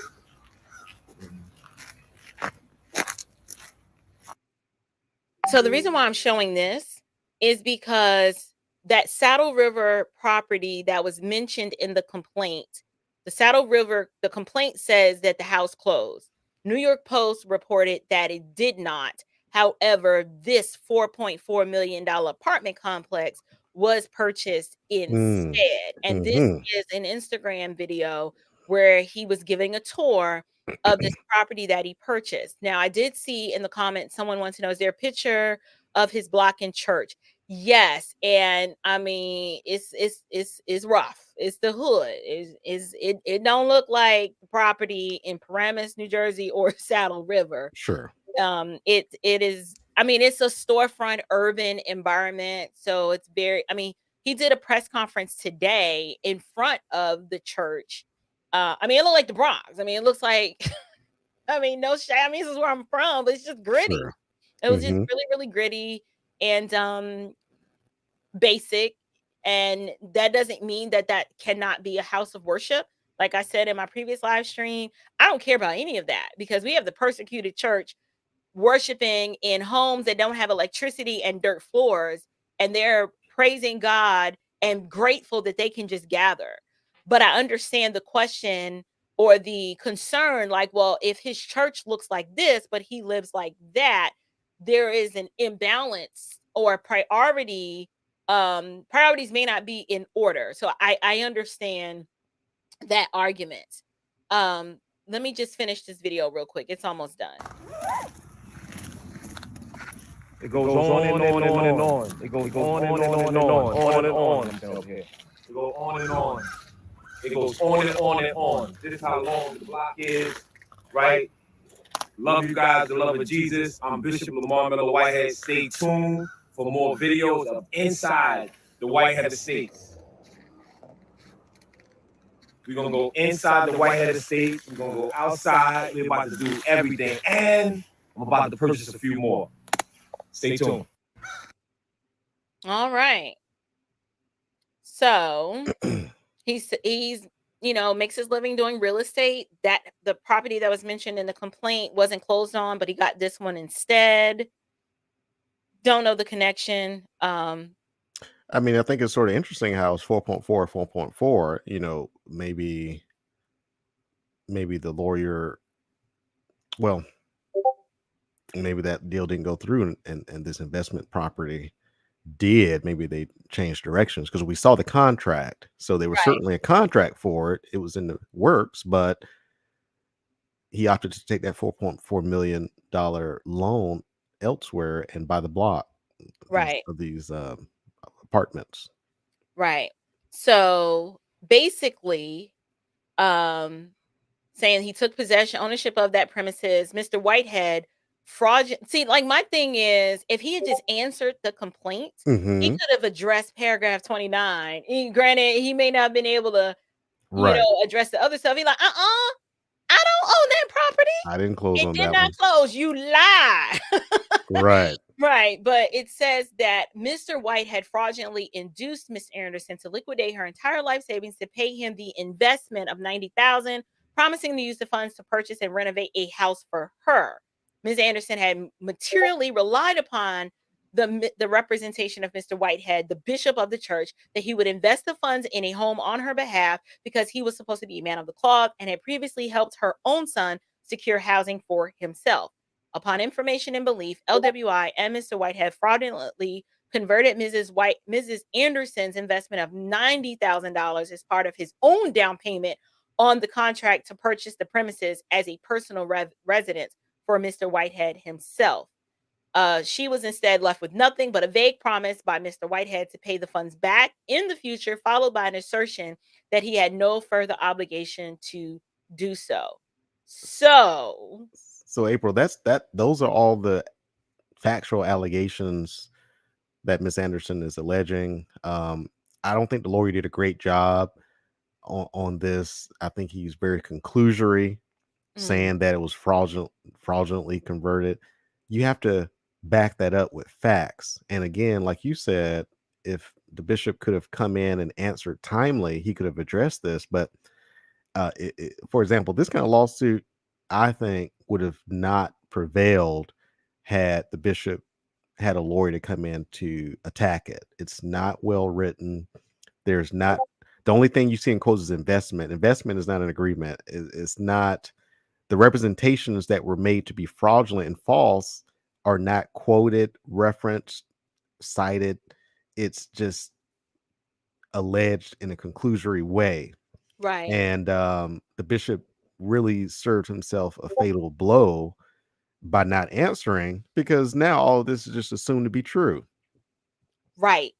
Like default judgments get entered all the time just because you just got to answer. Just because you didn't answer. And so And I get it. Sometimes you like it just go away. Like I don't want to deal with it, but it doesn't just go away. That's right. So Right. that was that. And if you wanted to continue, I just wanted you to show the people what this lady is looking for. She's asking for over $1 million for this, over $90,000. I mean, she's asking for a lot. Right. And So let me get to see if I can scroll down to what she is. This is was- second. it- Oh, this is it the was right conversion. after. It was right after what you were reading, where they were going into the causes of action. This is where she's asking for the various amounts of money. Really? I didn't see it. Yep. Right after that part. If you go down. Well, he's still talking about what he fraudulently converted. She's seeking a judgment and restitution of plaintiff's damages in an amount to be determined by the court, but not less than $90,000, constituting the amount of funds wrongfully misappropriated by LWI and Whitehead, plus statutory interest and reasonable legal fees, together with such further and other relief as the court may deem just, proper, and equitable. So look at 51. Look at 51. Got you. Now, I'm sorry. Look at 51, and if you want to pull it up again for us to see, and I stand corrected, they did sue for breach of contract, which is crazy because there's no contract. Again, this is a lawsuit that the bishop could have won because there's no contract. But you see in 51, they're seeking the punitive damages. Remember, this is to punish, and they're asking for not less than $1 million as punishment here. And then there's 3 causes of action here. Breach of contract. I don't know if they'll be able to do much with this one because there was no contract. That's some more. But 54, he's saying a valid oral contract existed between plaintiff. I don't know New York, so it's not plaintiff and defendant. Wherein plaintiff paid defendants $90,000 in consideration. So she's like, hey, my 90 grand was the consideration. So in real estate transactions, you have offer and consideration. And then that creates the binding contract. But where's the offer in writing, and then the money is the consideration, right, Brian? Yeah, the consideration, both sides, is anything you bargain for. So right, he bargained for that 90, and she bargained for a renovated house that she can live in. So right. In assistance wait a minute. In consideration for defendant's assistance in investing the money to purchase and renovate a home for plaintiff's behalf. This was mutual assent of the foregoing terms. He breached the contract by accepting the funds and failing to fulfill their obligations under the contract. As a direct and proximate result, plaintiff's been damaged in the amount of the funds. What were you going to say? So here the lawyer is trying to wiggle this out of being a real estate type agreement, because the statute of frauds would say you can't enforce some type of real estate agreement or promise is not in writing. So that's why he's wording it like that. You paying $90,000 for assistance in investing, because assistance could be, okay, I'm gonna text you, do this. I mean, this is I really sent you a Zillow link. it's really a poorly written agreement. It's really a stretch. So but that's yeah, your legal opinion? yeah, it's really a stretch what he's doing. These are all allegations, and this claim to say the 90,000, the valid oral agreement for assistance in investing. I mean, he can come in and say, "Yeah, I assisted. I said," Right. it's really not a good case. Real I mean, the vague. lawyer did what he could with what he had, um, and what he had was really a bad situation that he's just trying to help this lady out. And again, at the end of the day, I do believe this lady's going to get her money back because of the bishop's negligence and not answering and defending himself, which in his, maybe that's his way of ethically allowing this to take its course, and he received whatever legal punishment that's due to him. Right. And Dr. Wakefield has something here. Let's see. Bishop's car cost more than $90K. He could easily sell it and repay her. $90K is nothing for him. Was the oral contract recorded? Otherwise, there was no contract. And where I can tell. Yeah. So we have the issue for his real estate investments, his personal home, his personal vehicle, the jewelry that was allegedly stolen, that I'm pretty sure it was insured. We still have an outstanding insurance claim that might get filed. Right. We don't know. There's so many questions. Like, this case is just so interesting. I'm hoping that more pimp preachers pay attention so that they can see, like, people, like, this is the sad part. During his press conference today, there were so many people on that live stream on his own page who were like, "We don't believe you. We are not buying this story. That your church was not robbed. You were robbed, allegedly." I mean, people really do not believe him. Right. People are saying, "Look at your church, but your church looks like trash. Why are you out here, whining about women on the floor crying when you could afford security?" I mean, they were really giving him the business. And unfortunately, I think the pressure should be on pastors like this, because they have been fleecing God's flock in the name of God for so long. But on the flip side, parishioners bear responsibility. We are not victims. When I was caught up in the prosperity movement and I was at Bishop Eddie Long's church, and every Sunday he was promising me that I was going to be rich beyond my wildest imagination. And every time I would hold up my seed offering and I would repeat that mantra about gifts and surprises and all of these past, I wasn't a victim. Why? Because they were preaching what my carnal heart wanted. Deep down inside, I was coveting, and I wasn't content with what the lot that God had blessed me with, or I was looking to get rich quicker versus by the sweat of my brow and the work of my hands, and putting my mind to something and creating either a product or a service that would be useful in the marketplace that people will want to buy. No, I wanted it to be windows from heaven opening and raining down on me. That's what I wanted. So we have two things here. The bishop's not a victim, despite how he tried to whine and cry about him being a victim. And the people who sit in his congregation might be a victim of his bad teaching, but they're not sole victims in the sense that they bear some responsibility for not searching the scriptures and being a Berean, right? For knowing that something's amiss here. For two, for not testing all things. And three, for being covetous within themselves by wanting more versus saying, I make an honest living. This is what the Lord has provided. If I want more, I need to go work for more. If my credit is bad, I need to be a better steward and learn and educate myself. By the way, Brian does he is like the credit lawyer. If you check out his channel, you will not be disappointed, because he does this very thing. He educates the public on things that you should be doing in order to put yourself in a position to improve your credit, right? And how to deal with within the confines of the law We have fair credit debt reporting. Matter of fact, Brian, why don't you tell people what it is that you do? Sure. So I'm a civil trial lawyer, and a lot of my practice focuses on consumer law, trying to protect Right. consumers like this Miss Anderson here, avoid all of this fraudulent activity that allegedly occurred to her.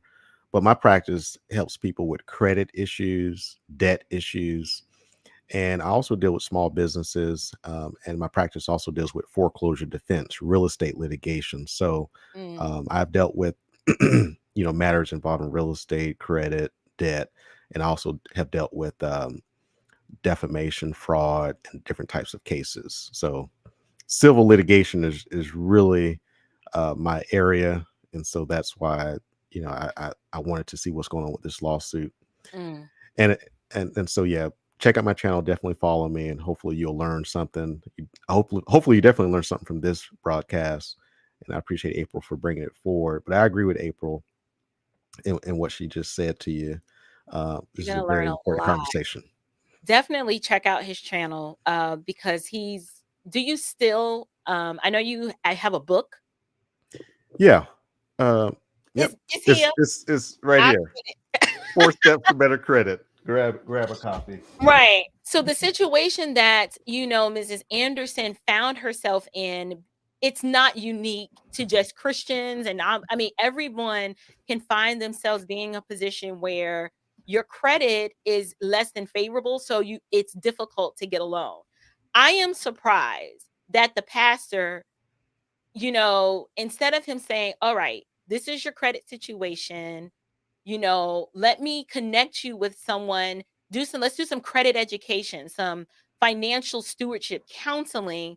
I think it bothered me that and I can't prove this, but when she met with the loan officer and the loan officer's like, nah, she not ready, right? Instead of the loan officer saying she's not ready, Bishop Whitehead, this is what I'm going to suggest. Let's get her into some credit counseling. And maybe in a year or two from now, she'll be in a position to buy. And then you can help with maybe the down payment.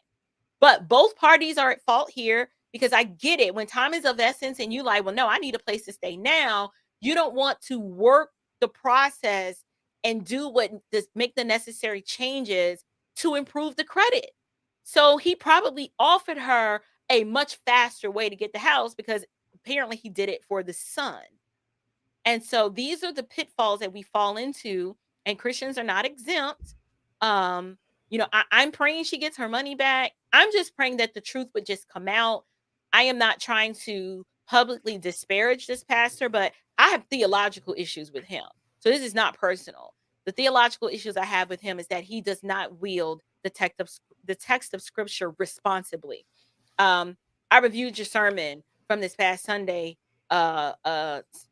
Speaker Whitehead, and you egregiously tried to teach the people about us being in the dispensation of grace.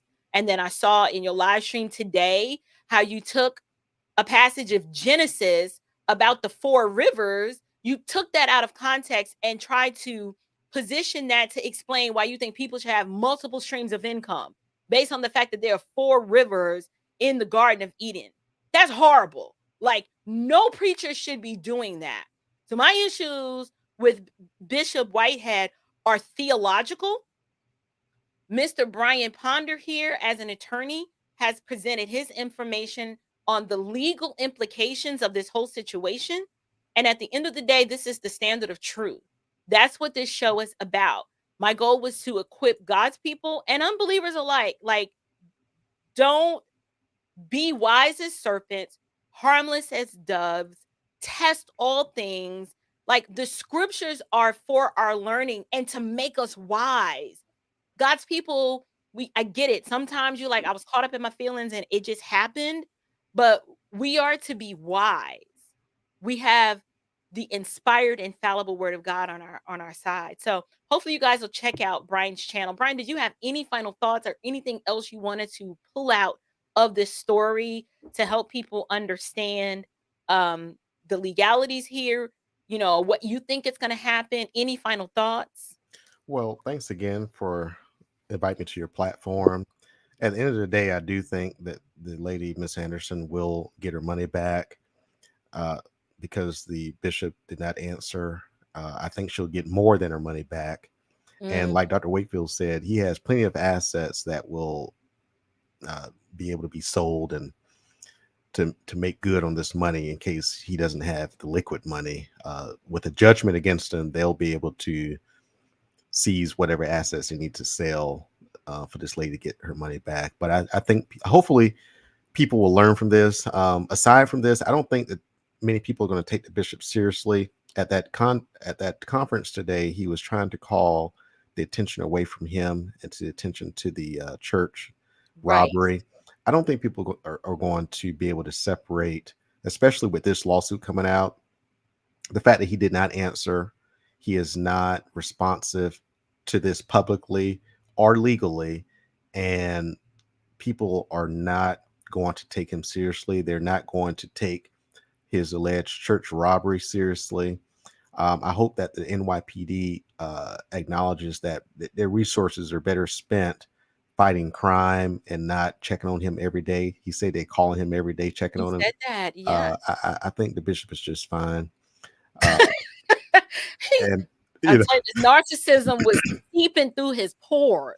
Yeah, he wanted that attention on him. Oh, he loves it, and I think the detention his 15 minutes of fame are up, and now he's going to get 30 minutes of infamy.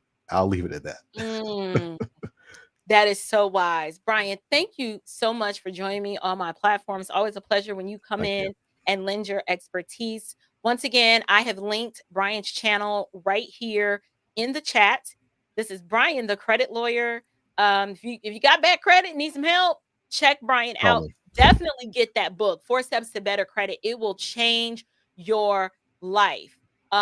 These are no get quick, fix it. I mean, it's amazing how living in America, the laws that are on our side, if we just educate ourselves to know what they are, and then to know smart people like Brian who will literally walk you through whether it's student loans, repossessions. Like there's just so many things that Brian is able to help you with.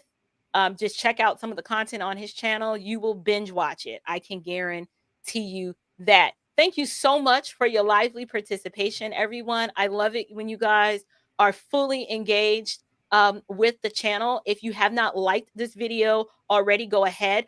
I do believe that this content is slightly different than the take everybody else is putting on it, because I'm actually bringing in a bona fide legal expert to dissect this current case that's going on, which to me, it's the overarching issue. It's like it's in the mix with the church robbery situation. From an insurance perspective, it looked staged to me, but I don't know. I'm glad nobody was hurt. But like I said, my issues are theological for the most part, because I've been a victim of this kind of spiritual abuse where pastors make promises and then they do a bait and switch. That actually happened to me, but I didn't try to sue because I was so blinded by the stardom and the celebrity of who that pastor was that I literally begged my mom not to pursue it. I begged her. I was like, just let it go. The Lord will handle him. And I didn't leave the church. Like I stayed there after they jacked my credit up for 7 years by promising to pay off all my credit cards as a college student. And that didn't happen. Yeah, I let it ride. I didn't do anything about it. I just sucked it up and learned to navigate through the world with jacked up credit for 7 years. So let that be a lesson to you. Don't let that happen. Thank you so much. I appreciate that, Adrian. You guys, if you enjoy shows like this, and you enjoy my content, please consider supporting the channel. I'm over on Buy Me a Coffee. My Cash App is also in the link in the description box. I'm sorry. You can also go to my website, thestandardofTruthpodcast.com. You can donate and support the show there. Or if you just want to leave me a voice message, say, April, thank you for helping us navigate through these situations. It was really a blessing. I'd appreciate your support in that way. Brian, you are awesome. I'm going to go ahead and end the broadcast now. And we can chat in the green room in a moment. Love you guys. Grace and peace.